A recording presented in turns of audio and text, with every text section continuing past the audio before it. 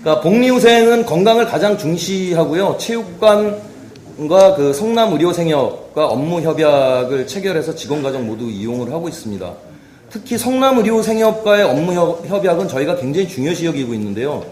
직원들이 아직 많이 사용은 하고 있지는 않지만 성남의료생협도 예비사회적 기업이거든요. 이건 예비사회적 기업 내지는 시민주주기업 이런 그 지역의 네트워크를 이런 업무협약이라는 방식으로 해서 그러니까 스스로가 스스로들을 갖다가 강제해 나가면서 서로 돕고 협력하는 이런 것들이 굉장히 중요하다 생각을 해서 좀 이렇게 시도는 해봤는데 아직 시도 차원에만 좀 머물고 있고 성과 뭐 이런 거는 아직은 잘 모르겠습니다. 요게 이제 그 업무 협약했던 체육관하고 멋있게 이렇게 해서 직원들하고 같이 이렇게 했어요. 그래야 좀 강제할 수 있지 않을까 해서. 요거는 이제 그 성남과 의료생협하고 업무 협약을 맺은 내용이고요. 그리고 얼마 전에는 노동조합이 그러니까 요구를 했어요. 자기개발비라는 거를 좀 달라. 얼마나? 그건 알아서 달라. 그래서 100만 원씩 10월 달에 그 지급을 했습니다. 근데 이거는 사실은 상여금과 같은 그런 성격이긴 한데 이거를 갖고서 단순한 생계보조비로 여러분들 사용하지 마십시오. 여러분들이 만약에 그러니까 우리 직원분들한테 제가 그렇게 그러니까 말씀을 드렸습니다.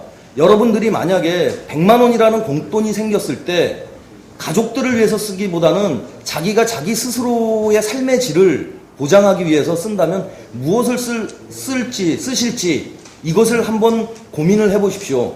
그리고 어떤 용도로 쓸 건지를 한번 다 적어서 내보게 했어요. 근데 그러니까 예상했던 대로 좀 이렇게 가족 생활비로 쓰겠다 이러셨던 분도 계시고 막 이랬는데 어찌되었든 그러니까 100만 원이라고 하는 우리 노동자들한테는 작은 돈만은 아닌데 이거를 매개로 해서 나의 삶의 질이라고 하는 것을 한번 돌아볼 수 있는 계기는 적어도 되지 않았나 이런 생각은 해봅니다. 그러니까 내년부터는 직원들 모두에게 유급 생일 휴가를 드릴 예정입니다. 이것도 얼마 전에 단체 협상을 체결을 했는데요. 요구하더라고요. 그래서 이건 상징적인 의미가 있을 것 같아서 그렇게 했고 그전에는 이제 그 직원 부인 생일 챙겨주는 거, 직원들 교육 시간에 매주 한 번씩 그 생일자들 생일 축하해주는 별거는 아니고 잘 아시잖아요. 생일빵 케이크 사다 놓고 촛불 끄고 근데 우리 직원들이 3D 업종 중에 하나 아닙니까? 이게 굉장히 어렵게 사셨던 분들 사연 없는 분들이 없어요. 다 이해하시겠지만 그게 굉장히 좋아하시더라고요. 굉장히 간단한 건데 우리 청년회 활동하고 막 이럴 때 늘상적으로 해서 너무 식상한 어떻게 생각하면 저는 그렇게 생각했던 거고 이거는 어렵지 않은 거니까 하자라고 생각을 했었는데 생각보다 훨씬 더 좋아하세요. 작업 시간은 모두 함께 시작해서 함께 마감합니다. 이건 당연한 거 아닐까 이렇게 생각하실지 모르겠지만 청소 수집 운반업의 관행상 현장에서 차고지에 들어가서 일정 정도 정해진 시간대에 팀별로 그냥 알아서 작업을 시작을 해서 빨리 끝내면 빨리 퇴근하는 이런 시스템이었거든요. 근데 이거는 노동조합에서 저한테 그렇게 귀뜸을 하더라고요. 다른 청소업체에서 왜 그렇게 하느냐 하는 것은 우리 노동자들끼리에 자주 모여서 얼굴 보고 단결할 수 있는 이런 권리조차 이런 그 공간조차 없애기 위해서 그런 거 아닌가 노동조합에서는 그렇게 생각한다. 사실인지 아닌지는 저도 잘 모르겠습니다. 하여튼 노동조합에서는 그렇게 생각을 하고 있고 그래서 그런지 아무리 일찍 끝나도 마감은 함께 하기 때문에 먼저 끝난 사람이 맨 처음에는 빨리 퇴근하기 위해서 늦게 끝난 분들을 도와주기 시작했어요. 근데 지금은 거의 비슷한 시간대에 끝납니다. 제일 빨리 끝나는 분과 제일 늦게 끝나는 분이 길어야 30분을 넘지 않고 끝나고 있기 때문에 조종래 아침에 저거 하는 건 아니지만 조종래를 함께 한다는 그런 개념으로 하고 있고 이게 공동체 정신을 강화시키는데 굉장히 기여하지 않았나. 하늘이 두 쪽 나도 이거는 반드시 지켜야 된다 하는 것이 이제 직원들 생각이기도 합니다. 얼마 전에 또 가족야유회 갔다 왔는데요. 80명가량 참석을 해서 1박 2일 시청자 투어처럼 했는데 3세부터 83세까지 참석을 하셨습니다. 여러분들 혹시 상상이 가시나 모르겠는데,